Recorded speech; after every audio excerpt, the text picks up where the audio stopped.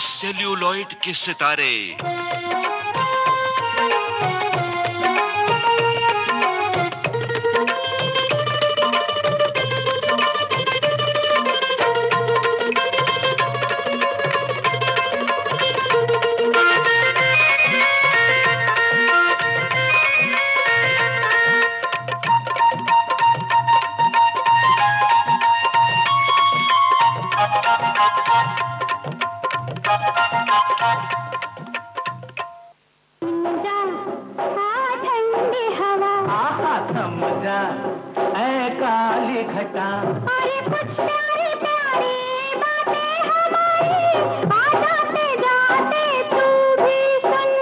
जी हाँ, सुनाने बातें प्यारी प्यारी, आंखें कजरारी, जिसने एक जमाने में चुरा ली थी नींदें हमारी, वही चुलबुली शोख अदाकारा तनुजा आई हैं।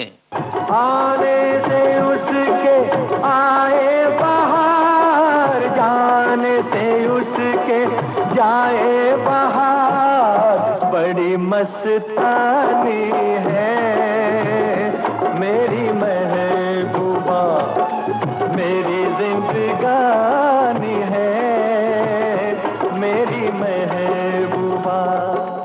बाहर आई हैं विविध भारती के स्टूडियोज में, बाहर आनी ही थी क्योंकि बाहर बन के आई हैं खुद तनुजा। इनसे बातचीत की है कमल शर्मा ने। सेल्यूलॉइड के सितारे श्रोताओं, इस प्रोग्राम में हमारी ओर से आप सबको नमस्कार। और आज के इस प्रोग्राम में हमारी खास मेहमान हैं जानी मानी अभिनेत्री तनुजा जी। तनुजा जी, इस प्रोग्राम में बहुत बहुत स्वागत है। नमस्कार। नमस्कार।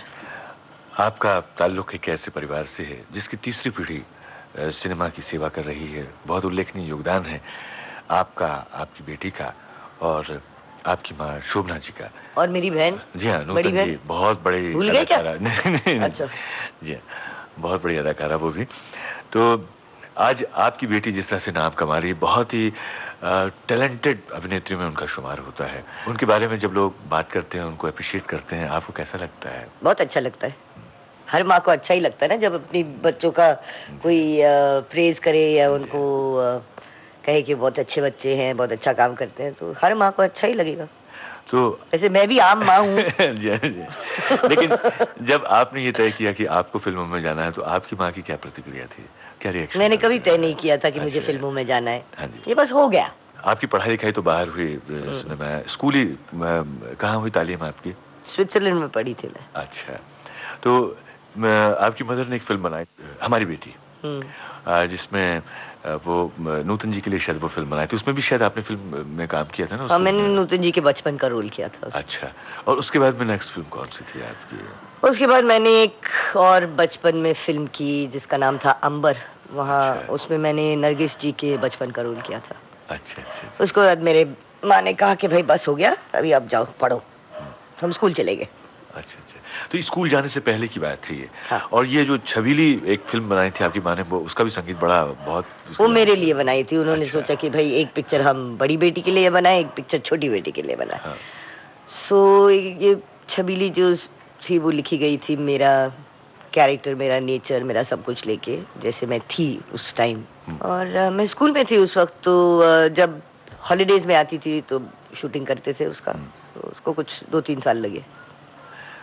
स्नेहल भाटकर साहब ने उसका संगीत दिया हाँ था। जी। तो आगे की बात बढ़ाने से पहले उस फिल्म का कोई गाना आपको याद आ रहा है जो बहुत ही खूबसूरत? गाने तो ऐसे सभी उसके अच्छे हैं और उसका संगीत बहुत ही छबीली का गाना एक याद था, क्योंकि मेरी बहन ने पहली बार फिल्मों में गाया था। जी हाँ। गाने का नाम था ए मेरे हमसफर। एक हेमंदा का भी गाना है उसमें, लहरों पे लहर। हाँ, बहुत अच्छे गाने। जो भी गाना मिल जाए वो सुनवा दें। बताइए, सुनाइए जरूर। लहरों पे लहर, उल्फत है जवां, रातों की सहर, चलिया वो यहाँ,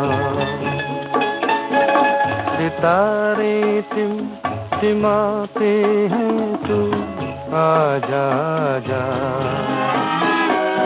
मचलती जा रही ये हवाएं, आजा आजा, लहरों पे लहर, उल्फत है जवां, रातों की सहर चलिया वो यहाँ।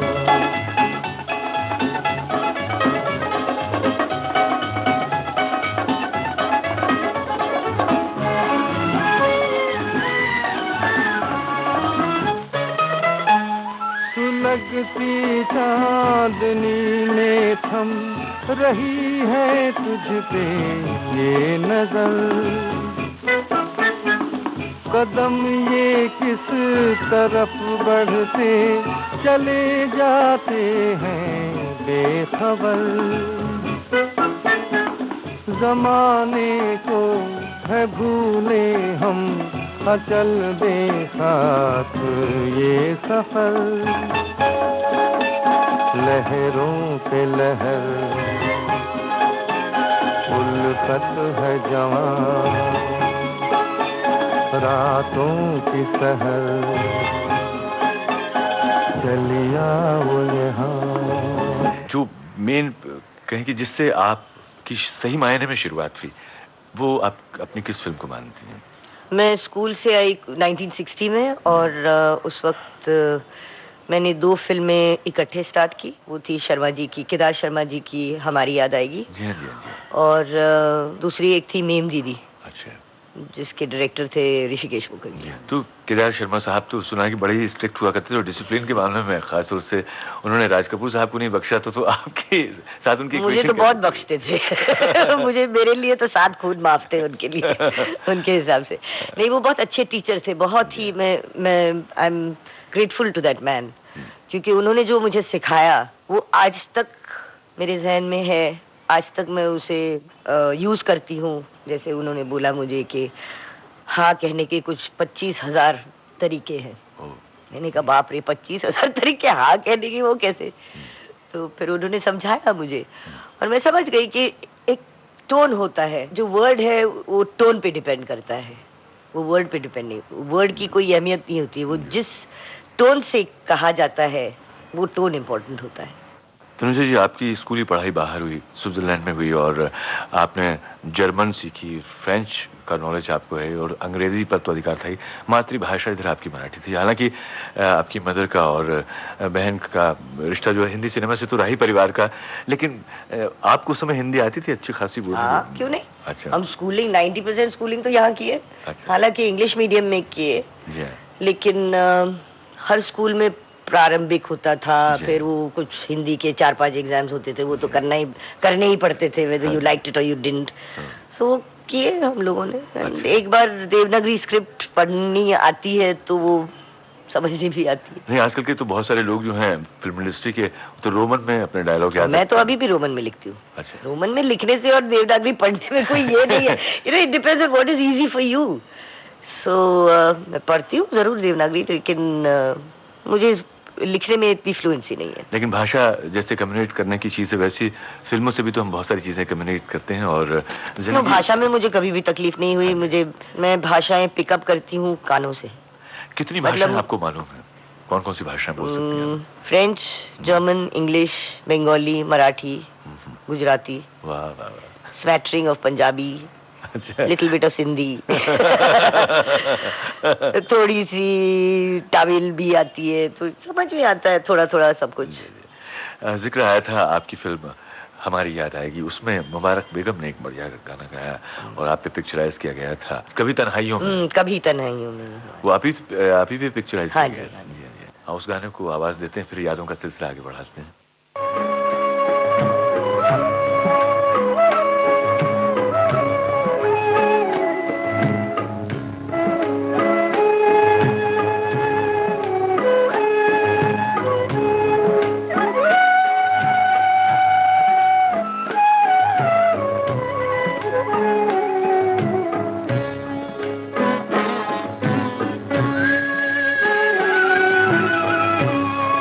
कभी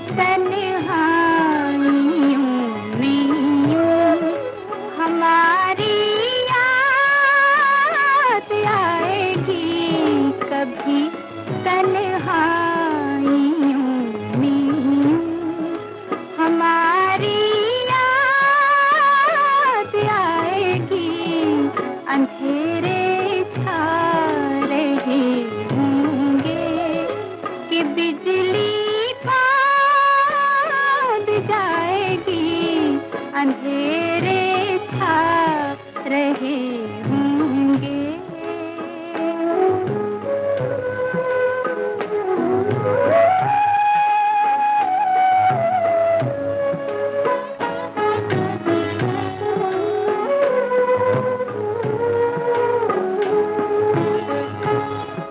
ये बिजली राख कर जाएगी तेरे प्यार की दुनिया। ये बिजली राख कर जाएगी तेरे प्यार की दुनिया। न फिर तू जी सकेगा और न तुझको मौत आएगी कभी। तन्हाई में हमारी याद आएगी। अंधेरे छा रहे होंगे कि बिजली कौंध जाएगी। न फिर तू जी सकेगा और न तुझको मौत आएगी कभी। तन्हाई में हमारी याद आएगी। अंधेरे छा रहे होंगे कि बिजली कौंध जाएगी कभी। तन्हाइयों में। आपने अभी चूंकि लैंग्वेज की बात चल रही है जिक्र किया एक बड़ी खूबसूरत फिल्म की, पवित्र पापी। परीक्षित साहनी, अजय साहनी के नाम से मेरे ख्याल से उस समय उनका नाम था, और बलराज साहनी साहब भी उसमें थे उस फिल्म में। पंजाबी बैकग्राउंड पे फिल्म थी, वो अलग तरह की फिल्म। बहुत मजा आया। राज भाटिया साहब हमारे डायरेक्टर थे और हम चंडीगढ़ गए थे, और मुझे याद है कि कुछ 15 दिन में मेरा 15 पाउंड वजन बढ़ा था, क्योंकि हम गए थे विंटर में वहाँ। तो रोज वो पराठे और मलाई मार के चाय। आई मीन हेलो, उस जमाने में तो हम लोग सोचते ही नहीं थे कि फिगर अच्छी होनी चाहिए, अब कुछ होना चाहिए, खाते रहते थे। 15 पाउंड वजन बढ़ा 15 दिन में। उफ, बट इट वाज फन, बहुत मजा आया। उसमें बहुत ही मासूमियत से भरी हुई फिल्म है। उसमें आपका जो रोल है, चूंकि वो फिल्म मैंने 2-3 बार देखी है, मुझे आज भी मेरे जहन में वो तस्वीर ताज़ा है। बहुत ही अलग तरह की बड़ी अच्छी फिल्म थी, इसका संगीत भी बहुत अच्छा था, कहानी तो दिल को छू लेने वाली ही थी। कुल मिलाकर के उस फिल्म में काम करके आपको कैसा लगा, कैसा, उसके बारे में कुछ बताइए। फिल्म का एक एक्सपीरियंस होता है अपना। एक्चुअली मेरे बेसिकली मैं जब फिल्में करती हूँ तो मैं रोल के बारे में ज्यादा सोचती नहीं हूँ। अच्छा, कभी नहीं जैसे नहीं, क्योंकि क्या होता है, अगर रोल के बारे में बहुत ज्यादा सोचो तो फिर वो शख्स आप नहीं बन सकते, फिर वो स्टडीड हो जाता है। So it's very important for me कि मैं समझ लूं कि वो लड़की कौन है, कैसी है, और फिर वो लड़की बन जाती हूँ। अच्छा, ज्यादा सोचती नहीं, फिर मेरी सोच भी उस लड़की के सोच की तरह हो जाती है। जब शॉट खत्म हो जाते हैं तो फिर हम वापस अपने खुद में आ जाते हैं। So, मैंने कभी ज्यादा सोचा नहीं फिल्मों के रोल में, या उनके बारे में स्टडी नहीं की। जैसे कि कहते हैं मेथड वेथड नहीं लगाया। तो ये भी तो हो सकता है अगर वो अंदर होती है, कैरेक्टर आपके अंदर है, तो वो अपने आप से उभर आता है, अपने आप से निकल आता है एक्चुअली। तो ये भी तो हो सकता है कि आपको खून में मिली हो सारी चीजें। नहीं, ऐसा कुछ नहीं है। थोड़ा सा तो होता ही है। ऐसा कुछ होता है क्या? मदर इतनी बड़ी एक्ट्रेस नहीं है, मदर इतनी बड़ी एक्ट्रेस नहीं, लेकिन आप पुरखों पे जाइए ना। मेरे ग्रैंडफादर जो थे वो बैंकर थे, मेरी नानी जो थी वो वाज एन ऑर्डिनरी हाउसवाइफ। अभी आर्टिस्ट भी थे हमारे फैमिली में, लेकिन वो लोग पेंटिंग करते थे, पोएट्री लिखते थे, कोई एक्टिंग नहीं करता था, क्योंकि उस जमाने में एक्टिंग करना मतलब बहुत बुरी बात थी। शरीफ घरानों की लड़कियां नहीं जाती थी। अभी शौक होता था। मेरी माँ दुर्गाबाई, ये लोग सब पायनियर्स थे उस जमाने के आगे। ये थोड़ी कह सकते कि ये ब्लड में है अपने। मैं तो ये नहीं मानती। अच्छा, तो क्या बनना चाहती थी आप? क्या बनना चाहती? I wanted to become an interpreter. I wanted to join the foreign service. I wanted to become a communicator, a diplomat. वाह वाह वाह। और फिर पता चला कि ये इंडस्ट्री भी तो डिप्लोमेसी की जगह ही है। जैसे एक्सपीरियंस आता गया और बढ़ते गए तो देखा कि ये भी तो कम्युनिकेशन ही है कहीं ना, it's a form of communication, it's a creative form of communication. That was just plain communication, ये क्रिएटिव कम्युनिकेशन हो गया ना। तो आपके लिए सिनेमा क्या क्या है, फिल्म आपके लिए, उससे क्या सीखा आपने, और उसके बारे में अगर कहें कि आप अपने पर्सनल राय में, अपनी व्यक्तिगत राय में सिनेमा को किस तरह से डिफाइन करेंगे, उसने क्या दिया? I think cinema is a way of communication, basically. It's a medium that is the strongest medium, important medium है जहाँ से हम हमारे दर्शकों को इन्फ्लुएंस कर सकते हैं। And it's very important कि ये अगर समझ में आई बात तो हम ऐसी फिल्में बनाएं जिससे हम जब इन्फ्लुएंस करेंगे तो अच्छा इन्फ्लुएंस करेंगे। तनुजा जी, क्योंकि ये माना जाता रहा है कि शब्द जो होते हैं उनमें बड़ी ताकत होती है, सिनेमा तो विजुअल का माध्यम है, बहुत ज़्यादा ताकतवर है, और कहते हैं कि भाई एक ज़माने में लोग इस तरह का एक रोमानी ख्याल था कि क्रांति कर सकते हैं हम अच्छे नाटकों से, अच्छे साहित्य से, और कर सकते हैं। तो सिनेमा में भी ये चीज़, ऑफ कोर्स सिनेमा में तो और भी ज़्यादा है ना, because it goes right into your home. और उससे ज़्यादा, सिनेमा से ज़्यादा तो टेलीविजन है, क्योंकि वो आप घर पे बैठ के बिल्कुल मतलब आमने सामने बातचीत होती है। It's like that. सो ये तो इन्फ्लुएंशियल है ही, मीडिया ही ऐसी है, ये जो फिल्म मीडिया है या टेलीविजन मीडिया है, कि it is not audio visual, it is visual and audio. क्योंकि पहले इंसान देखता है, उसको अगर भाई वो चीज़ तो फिर वो सुनता है कि लोग क्या बोल रहे हैं। लेकिन सिनेमा और टेलीविजन में थोड़ा सा फर्क है। सिनेमा बिल्कुल नहीं, क्या फर्क है? Cinema it's just a smaller screen. आपको लगता नहीं कि टेलीविजन ने हमें ज्यादा सामाजिक बना दिया है? नहीं, बिल्कुल नहीं। Film does the same thing, it's a visual medium with an audio to it. Film is on a big screen, पर अभी फिल्में भी तो डिजिटलाइज हो रही हैं। Like TV is going to be is digitalised now, so TV is digitalised, film is going to be digitalised. So जो theatre में आप देखोगे वो डिस्क पे ही देखोगे ना, तो फिर वो टेलीविजन स्क्रीन हुआ या स्क्रीन हुआ, वो तो डिजिटल सीडी ही होगी ना। अच्छा, वो फिल्म की बात रह गई, वो जो पवित्र पापी की हम बात कर रहे थे, उसमें भी बहुत अच्छे अच्छे गाने हैं, क्योंकि गाने हमको सुनवाने हैं, बीच बीच में लोगों को इंतजार रहता है, इसलिए मुझे बार बार लौट के आना पड़ता है। तो उसमें भी एक से बढ़कर एक गाने थे, प्रेम धवन साहब का संगीत था और गाने भी उनके लिखे हुए थे। कोई गाना बताइए जो आप सुनवाना चाहें। उसमें एक गाना था सड़ा सड़क दिल करे धक धक, बहुत अच्छा गाना। फिर एक गाना था तेरी दुनिया से होके मजबूर चला, लेकिन ये गाना बहुत अच्छा है, पंजाबी फोक है इसमें, सड़ा सड़क दिल। अच्छा तनुजा जी, बताइए कौन सा गाना सुनवाएंगे उस फिल्म का, पवित्र पापी फिल्म? वही जो आपने कहा अभी, सड़ा सड़क दिल। अच्छी बात है।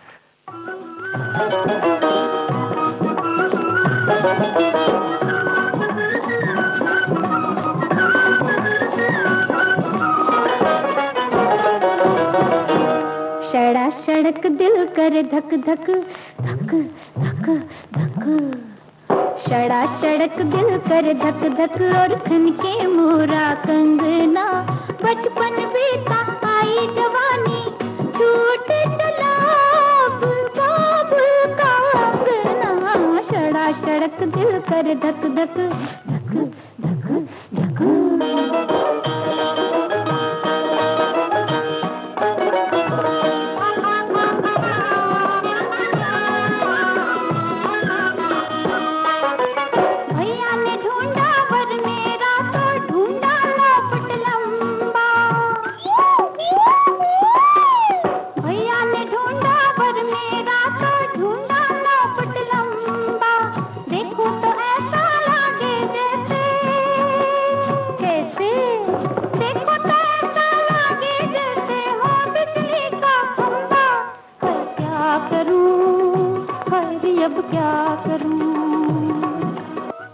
हम अगर भारतीय सिनेमा की बात करें तो एक और बड़े नामी फनकार उसमें आपके साथ थे, बलराज साहनी, जिनके बारे में कहा जाता है गिने चुने लोग जिन्हें लोग स्कूल मानते रहे हैं, उनमें मोतीलाल साहब, बलराज जी, बलराज साहनी साहब, फिर हम पुराने एक और एक्टर हुआ करते थे, कन्हैयालाल जी, उल्लास, ऐसे तमाम जो नाम हमें याद आते हैं, जिनके बारे में कहते हैं कि सब के सब अपने आप में एक इंस्टीट्यूट थे और कहीं से नहीं लगता था कि वो एक्टिंग कर रहे हैं। आजकल तो बहुत सारे एक्टिंग के इंस्टीट्यूट भी खुल गए हैं, लोगों ने उन लोगों से सीखा और इंस्पायर भी हुए।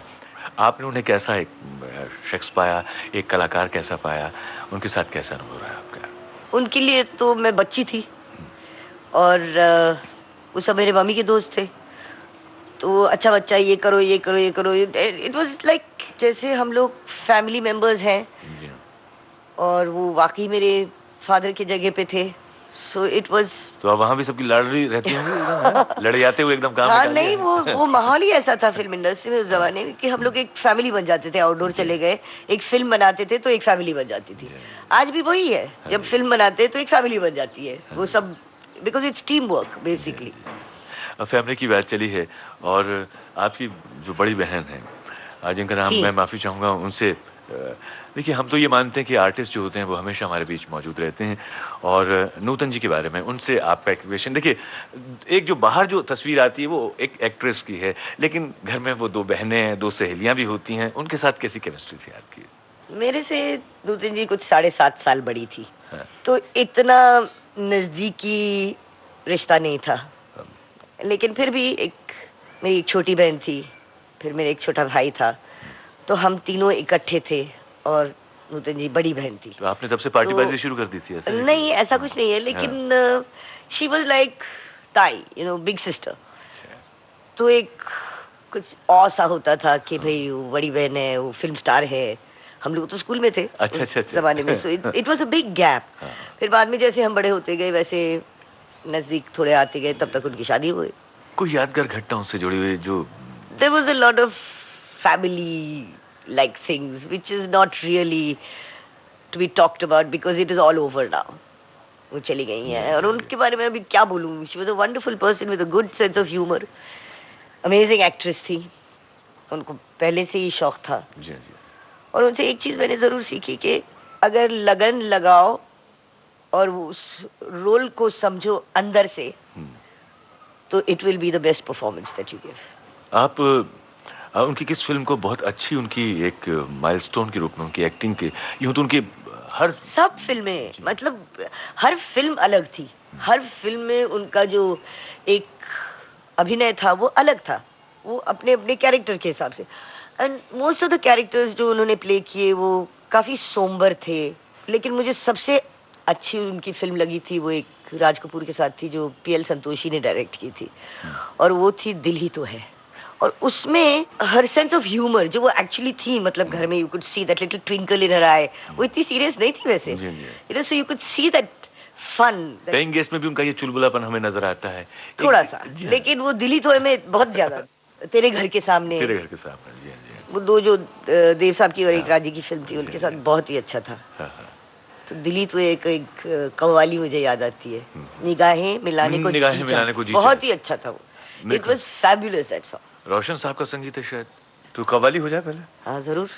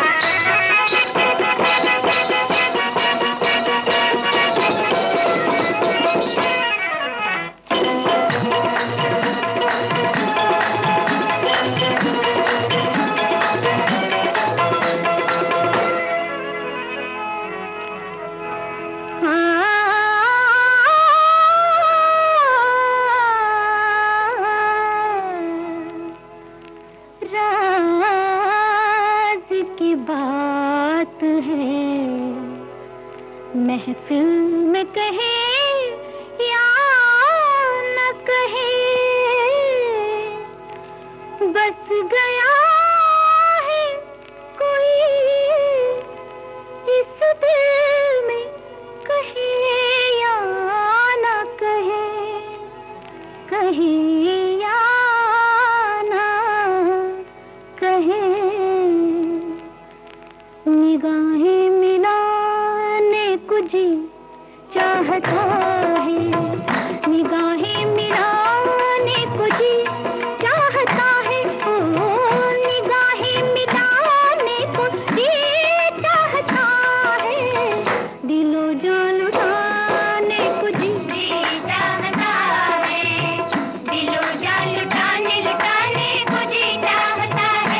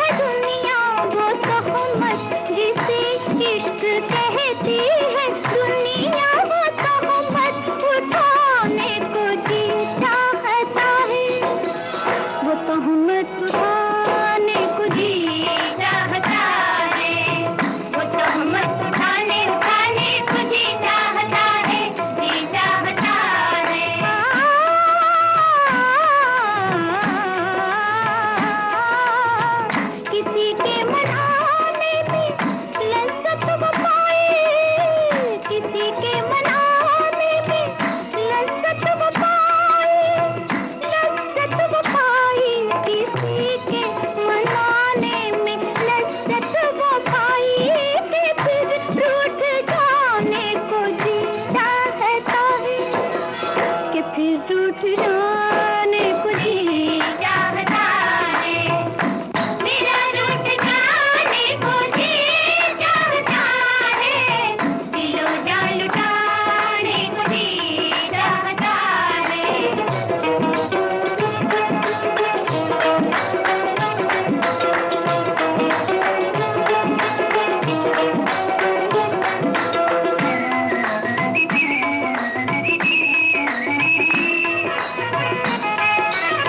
वो जलवा जो जल भी है सामने भी, वो जलवा जो जल भी है सामने भी, है सामने भी, वो जलवा जो जल भी है सामने भी, वो जलवा चुराने को जी चाहता है, वो जलवा चुराने को जी चाहता है, वो जलवा चुराने को जी चाहता है, जी चाहता है।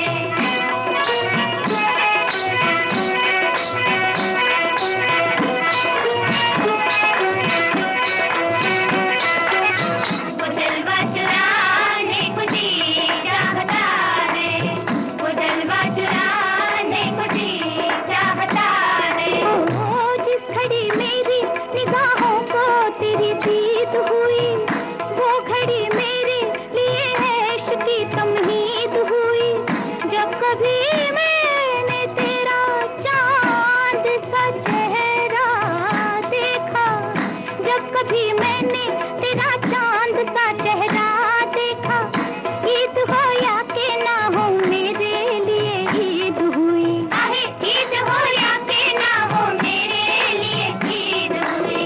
वो जलवा जो जलती है सामने भी, वो जलवा चुराने को जी चाहता है, वो जलवा चुराने को जी चाहता है। नीरे गा गरे गा नीरे मा मा गा मा नीरे गा गरे गा नी गरे रे गा मा मा मा गा नी सा सा नी नी धा धा पा पा गा रे सा नी धा पा मा गा रे नी धा पा मा गा रे सा नी रे गा। मुलाकात आप हुई, पैगाम दीजिए कि छुप छुप के आने को जी चाहता है, और आके न जाने को जी चाहता है, और आके न जाने को जी चाहता है, जी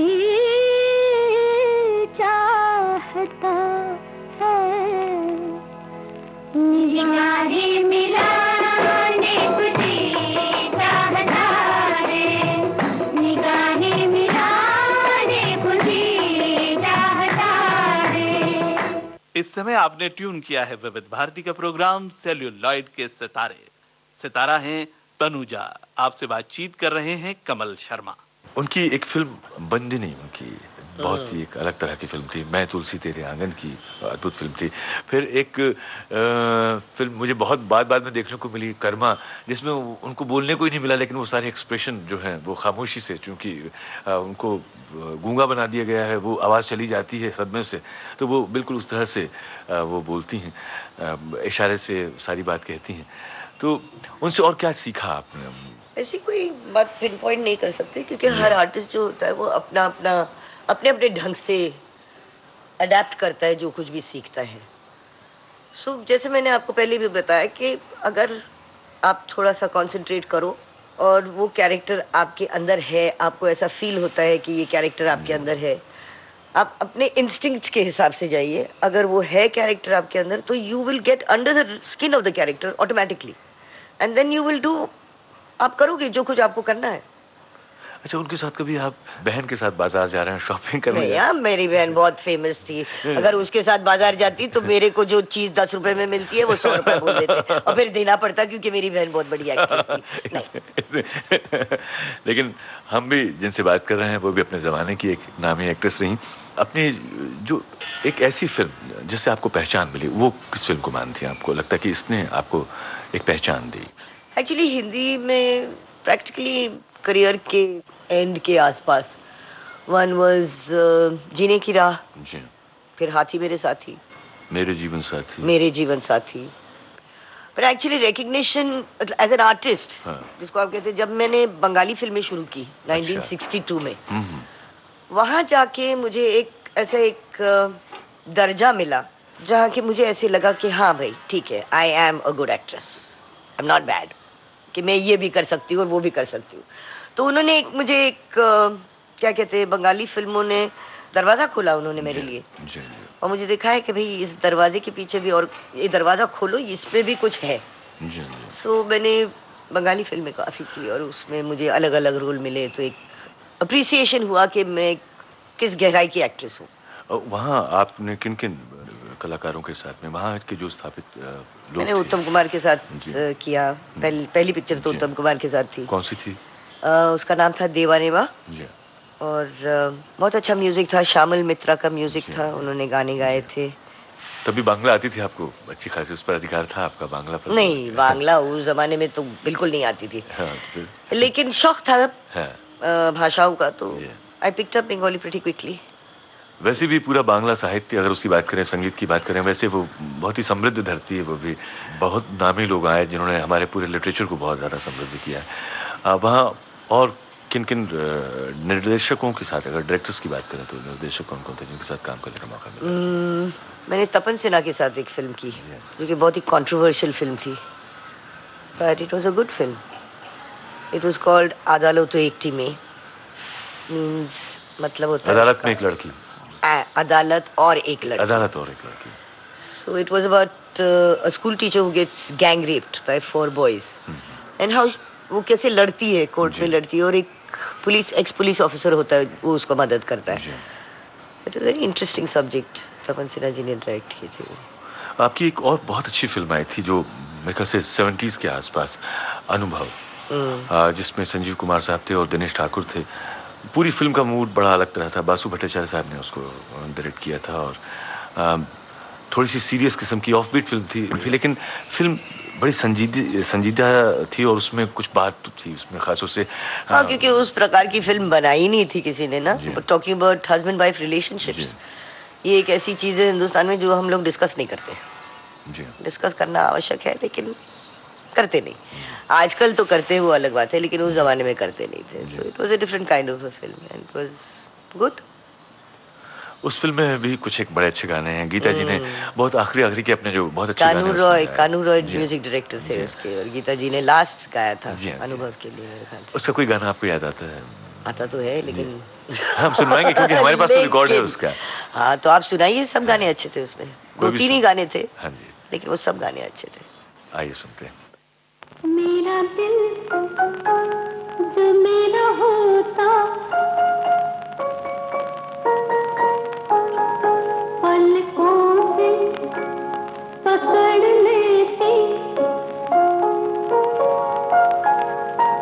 होठों पे उठा लेती, हाथों में खुदा होता, मेरा दिल ला ला ला ला ला ला, हा हा हा हा हा हा। सूरज को मसल कर मैं चंदन की तरह मलती,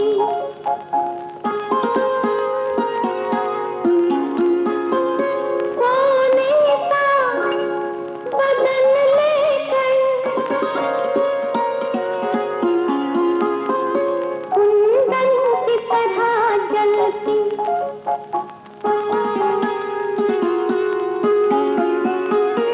इस गोरे से चेहरे पर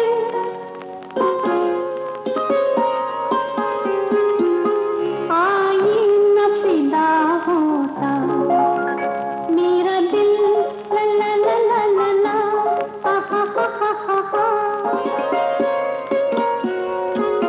बरसा है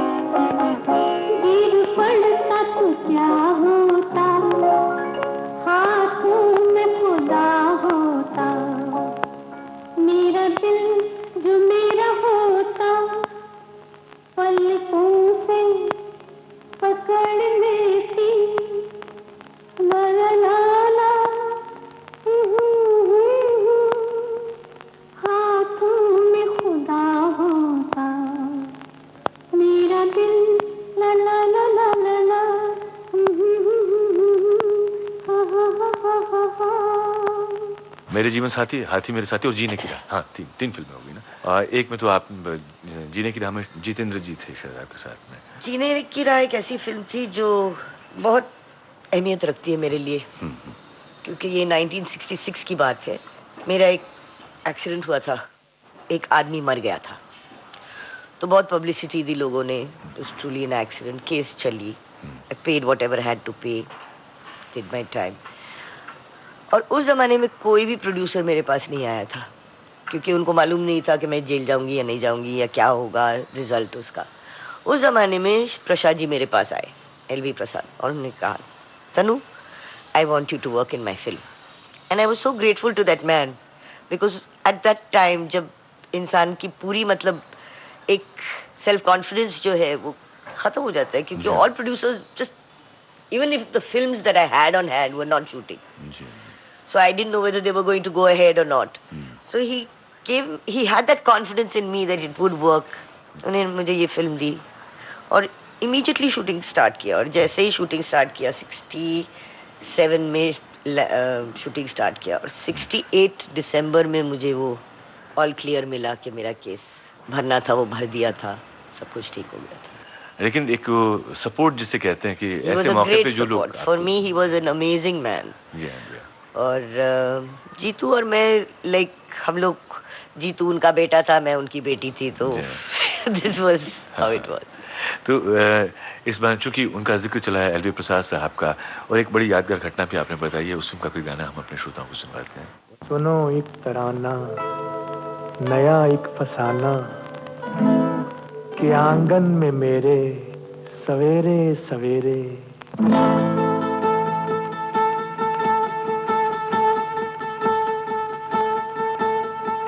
एक बंजारा गाए जीवन के गीत सुनाए, हम सब जीने वालों को जीने की राह बताए। एक बंजारा गाए, एक बंजारा गाए जीवन के गीत सुनाए, हम सब जीने वालों को जीने की राह बताए। एक बंजारा गाए,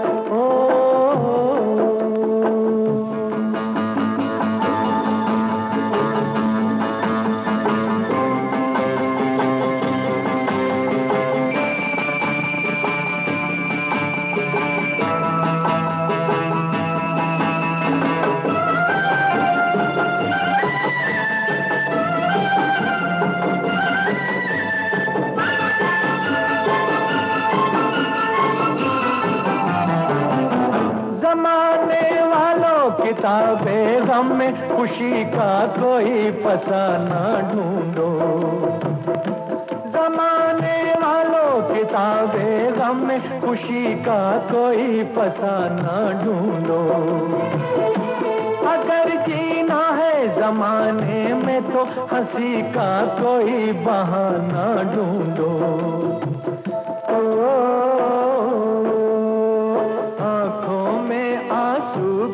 आए तो आकर मुस्काए, एक बंजारा गाए जीवन के गीत सुनाए, हम सब जीने वालों को जीने की राह बताए। एक बंजारा गाए,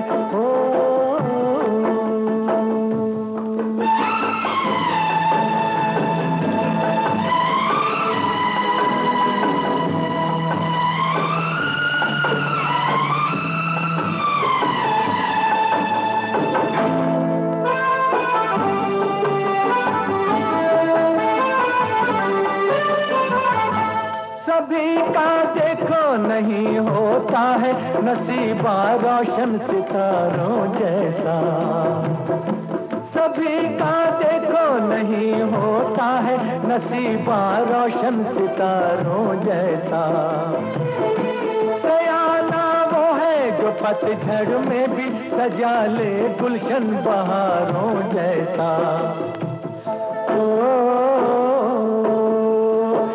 कागज के फूलों को भी जो महका कर दिखलाए, एक बंजारा गाए जीवन के गीत सुनाए, हम सब जीने वालों को जीने की राह बताए, एक बंजारा गाए।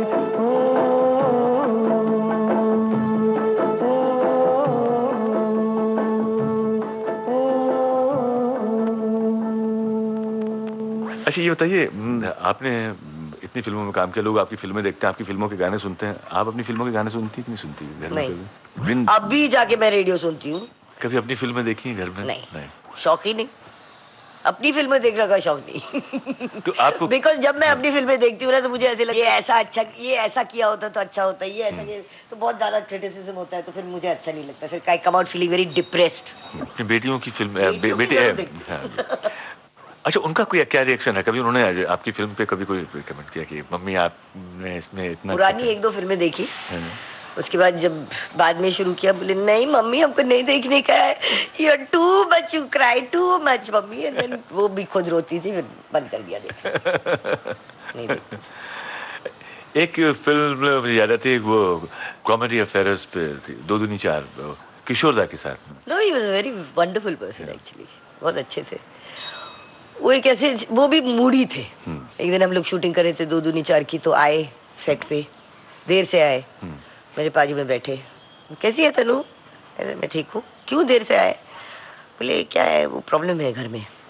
ऐसे अच्छा ठीक है, क्या प्रॉब्लम है? सिर्फ मधु की तबीयत ठीक नहीं है। सिर्फ अभी किसी को बोलना नहीं, मैं जा रहा हूँ मेकअप करने के लिए, ओके, लेकिन मैं पीछे गाड़ी में बैठ के घर जा रहा हूँ क्योंकि मधु की तबीयत ठीक नहीं है। And he went home. सब लोग मेरे पूछते कहाँ गए? अरे सर मुझे क्या मालूम, हीरो तुम्हारा, मैं क्यों बताऊं? Very sensitive person. एक और फिल्म की मैंने, उनकी खुद की प्रोडक्शन थी, दूर का राही, और उसमें भी 7 बजे की शिफ्ट, बैठे थे आराम से हारमोनियम लेके, और मैं तो मेकअप वेकअप करके आई थी। मैंने कहा अभी 7 से 2 इनकी शिफ्ट है, 2 से 10 दूसरे की शिफ्ट है, तो मैंने कहा चलो हम लोग शुरू हो जाते। बोले आज मेरा मूड नहीं है शूटिंग करने का, बैठ इधर। ऐसे क्यों? तेरे को गाना सुनाता हूँ। हे भगवान, अभी ये मेरे को गाना सुनेगा हारमोनियम बजा के। उस आदमी ने जो मुझे रुलाया है, ये भी उनके मतलब really touching songs, I don't remember. उस आदमी में जो एक दर्द था, इट वाज अनबिलीवेबल।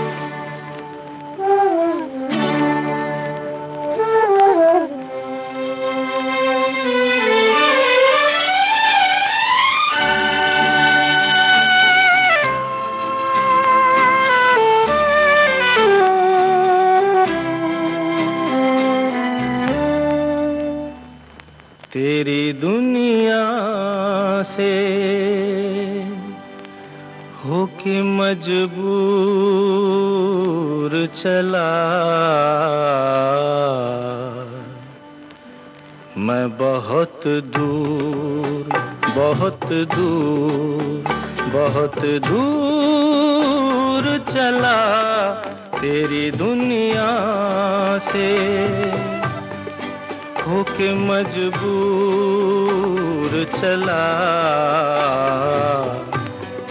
मैं, बहुत दूर बहुत दूर बहुत दूर चला तेरी दुनिया से।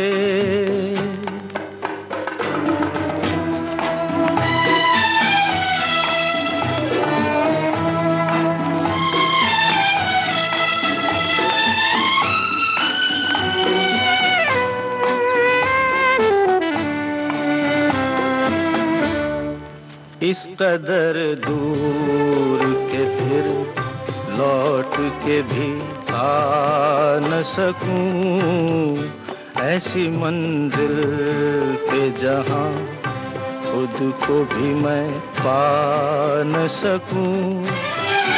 और मजबूरी है क्या, और मजबूरी है क्या, इतना भी बतला न सकूं तेरी दुनिया से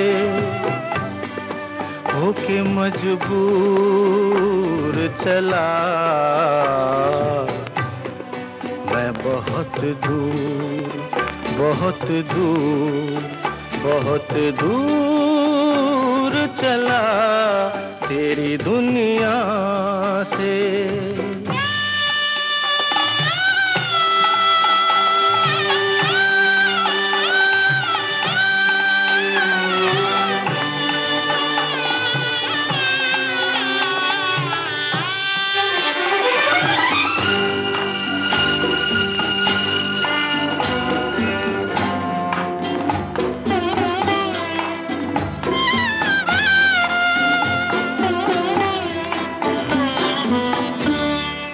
आँख भर आई अगर अश्कों को मैं पी लूँगा, आह निकली जो कभी होठों को मैं सी लूँगा।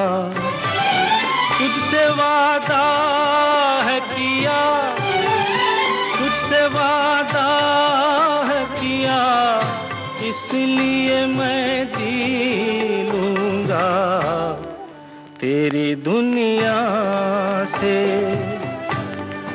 होके मजबूर चला मैं बहुत दूर, बहुत दूर, बहुत दूर चला तेरी दुनिया से। और उसके बाद वो और एक आधा घंटा जो मुझे हंसाया है उसने, जितने भी फनी गाने थे जैसे हीरा मीरा निका, वो बहुत सारे मतलब रियली वियर्ड सॉन्ग्स, पड़ोसन वाला गाना, जितने भी थे वो उन्होंने हंसाया। बड़ा बदमाश है ये दिल, बड़ा बदमाश है ये दिल काबू नहीं आता। बड़ा बदमाश है ये दिल, कहीं पिटवाएगा, मुसीबत लाएगा। बड़ा बदमाश है ये दिल।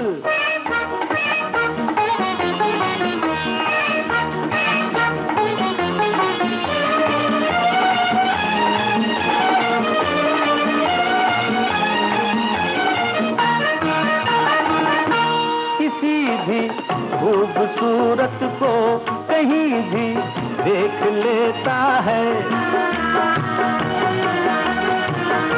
किसी भी खूबसूरत को कहीं भी देख लेता है। उसी के पीछे पीछे ये मुझे भी खींच लेता है। कहीं पिटवाएगा, मुसीबत लाएगा। बड़ा बदमाश है ये दिल। पहले रुलाए और फिर हंसाए, बोले थैंक यू, अभी तुम जा सकती हो, कल सुबह 7 बजे आना। एंड ऑफ द शेड्यूल, अभी 1:30 बज गया था तब तक।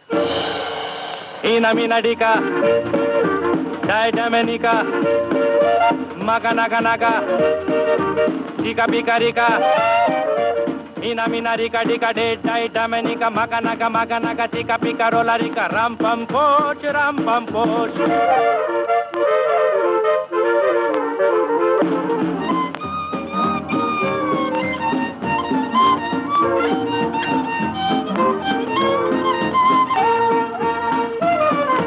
दिल बेचूं है कोई लेने वाला, ऐसे वैसे को नहीं देने वाला। सूरत या हंसी हो, उम्र या जवां हो, कोई भी उसे देखे तो बस ये गुमा हो। यही है, यही है, यही तो है वो। मैंने गुजराती फिल्म की, एक था मालवपति मुंज उपेंद्र त्रिवेदी के साथ, और एक था नारी तू नारायणी, दीपक घीवाला था हीरो उसमें, और एक था करियावर, उसमें राजीव हीरो था। ये 3 गुजराती फिल्में की। और इधर भोजपुरी भी की है आपने? मैंने तो फिर एक भोजपुरी फिल्म की, हमार भौजी। फिर एक मलयालम फिल्म की। अब उसका नाम मुझे याद नहीं। अच्छा, लेकिन मलयालम फिल्म के डायलॉग कैसे आप बोल दिए? उसमें क्या है, I pick up the language by ear, तो वो सुनती हूँ मैं और वो बोल लेती हूँ, और फिर उसका मतलब समझा लेती हूँ कि मतलब क्या है, कहाँ स्ट्रेस लगना चाहिए, क्या लहजा है, और फिर वो अपने आदमियों से डब कर लेते हैं। as long as it is spoken with the right expression. जी, जी, जी। बेटी काजोल की कौन सी फिल्म आपको सबसे अच्छी लगी? सब। She is a very talented actress. She has a lot of scope. She has a lot of potential. जो अभी तक मेरे को लगता है नहीं किसी ने दिखाया है। बहुत कुछ उसमें, देखते हैं क्या होता है। तनुजा जी, वैसे पब्लिक से जो प्यार मिलता है, मोहब्बत जो मिलती है, वो बहुत बड़ा अवार्ड होता है। लेकिन अगर हम फिल्म के अवार्ड्स की बात करें तो फिल्म फेयर एक ऐसा अवार्ड है जो हमेशा हमारी फिल्मों के साथ में, उसकी पहचान के साथ में भी जुड़ा रहा। पैसा या प्यार में आपको सर्वश्रेष्ठ सह अभिनेत्री के लिए वो पुरस्कार मिला था। मेरे ख्याल से पहला पुरस्कार था वो आपका। हाँ। उसके बाद में और कौन सी ऐसे और कौन से पुरस्कार मिले आपको? मैं अहमियत देती नहीं हुई है अवार्ड फंक्शंस के लिए, और मैं अवार्ड्स को भी मैं अहमियत नहीं देती, क्योंकि मैं सोचती हूँ कि जो मेरी ऑडियंस है, एक शख्स मुझे आके बोले कि तनुजा जी आई लव्ड योर वर्क, मुझे आपका काम बहुत पसंद आया इस पिक्चर में, आपने जो ये पर्टिकुलर एक्सप्रेशन दिया था वो मुझे बहुत अच्छा लगा, और मुझे तो अवार्ड मिल गया। फिर अभी एक वो पुरस्कार लेके मैं कहाँ रखूँ उसको, उसका क्या माने हुआ? इसका मतलब है जो मेरे फैंस हैं वो वाकई वो फिल्में देखते हैं। नहीं तो ऐसा कभी कभार हुआ भी है कि भाई लोग आए हैं मेरे को और मेरे को पूछा है आप सारा बनू है क्या, ऐसे भी लोग हैं। हमारी जो ऑडियंस है वो फीलिंग ऑडियंस है, वो फील करती है जो कुछ, उनको बहुत कम लोगों के नाम ऐसे डेफिनेटली याद नहीं आते।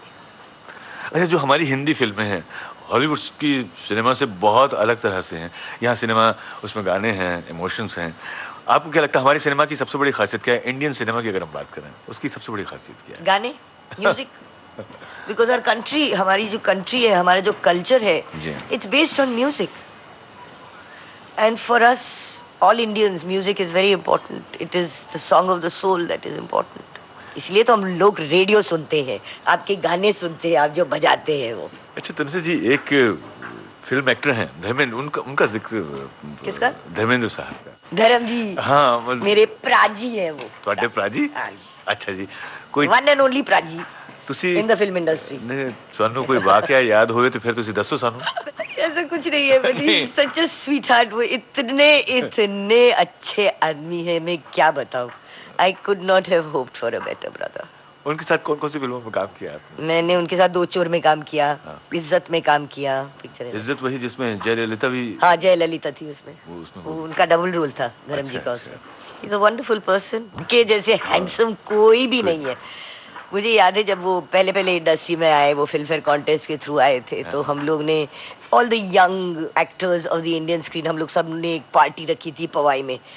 तो ये तो बहुत ही शाय थे, बहुत ही, मतलब मुंडी ऐसे नीचे करके घूमते थे, किसी के ऊपर ऐसे आंख उठा के नहीं देखते थे। बट हम लोग ने पूछा भाई क्या बात है, आप क्यों ऐसा हो, रिलैक्स। तो ठीक है। देन पता चला कि वो 22 या 23 साल के थे, उनकी शादी हो चुकी थी और उनके एक बच्चा भी था। And I said how sad, इतना हैंडसम आदमी, मतलब जितनी भी लड़कियां थी उन्होंने कहा hi what a sad thing. पर देन बाद में जब मैं भाभी से मिली और बच्चों से मिली तो it was a different thing. Is a wonderful person. पूरी फैमिली बहुत अच्छी है। उनके साथ मैंने एक फिल्म की चांद और सूरज। हाँ हाँ। उसके बाद इज्जत, उसके बाद दो चोर। एंड 1962 बड़ी बहन ने एक फिल्म बनाई थी सूरत और सीरत। उसमें वो हीरो थे। उसमें मुकेश का गायक बड़ा ही मशहूर गाना भी है, बहुत दिया देने वाले ने। बहुत दिया देने, वो मुझे याद है गाना।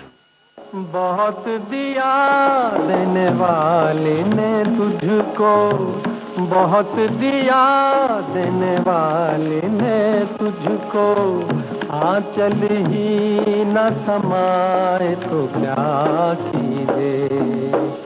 बीत गए जैसे ये दिन रहना, बाकी भी कट जाए दुआ कीजिए।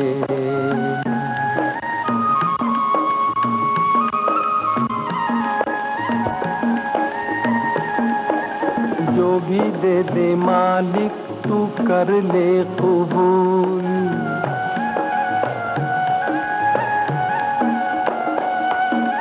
जो भी दे दे मालिक तू कर ले कबूल।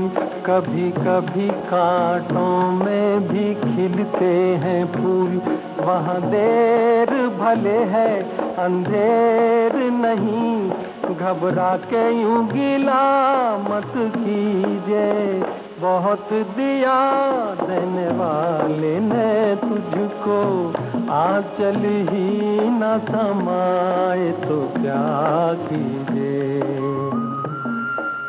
बहुत अच्छा लगा आपसे बातचीत करके। हमारे श्रोताओं से कोई ऐसी बात कहना चाहें?